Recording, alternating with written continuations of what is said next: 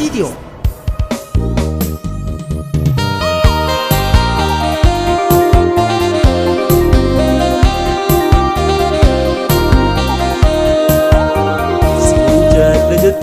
Anna herumte eegan si fuudhee maaliif jallatte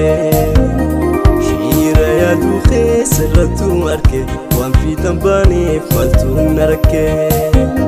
siin jaalla jettee anna herumte eegan si fuudhee maaliif jallatte shiira yaadu keessarrattu arke waan fiixan baaneef maaltu na rakke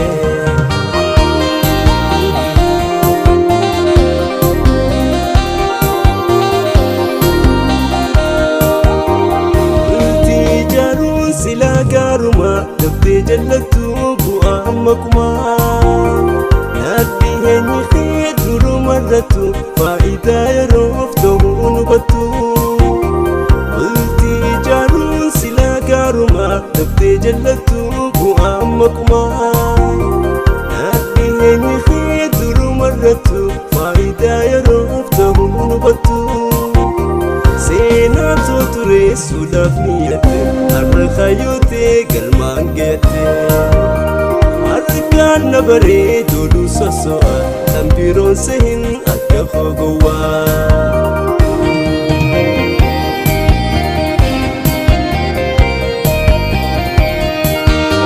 siin jaalla jettee anna heerumte eegaan si fuudhee maaliif jallatte shiira yaadu keessarrattu arke waan fiixan baaneef maaltu na rakke siin jaalla jettee anna heerumte eegaan si fuudhee maaliif jallatte shiira yaadu keessarrattu arke waan fiixan baaneef maaltu na rakke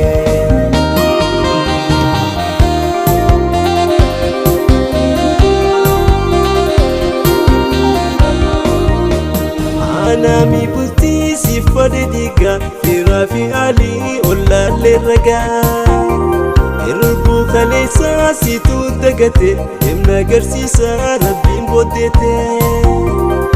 Anami bultii si fade diga firaa fi alii ollaalee ragaa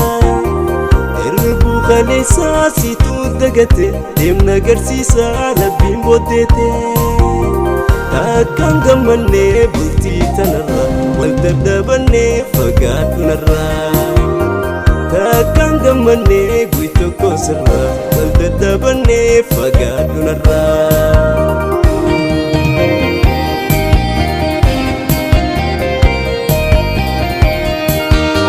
Siin jaalla jettee anna heerumte eegaan si fuudhee maaliif jallatte shiira yaadu keessarrattu arke waan fiixan baaneef maaltu na rakke siin jaalla jettee anna heerumte eegaan si fuudhee maaliif jallatte shiira yaadu keessarrattu arke waan fiixan baaneef maaltu na rakke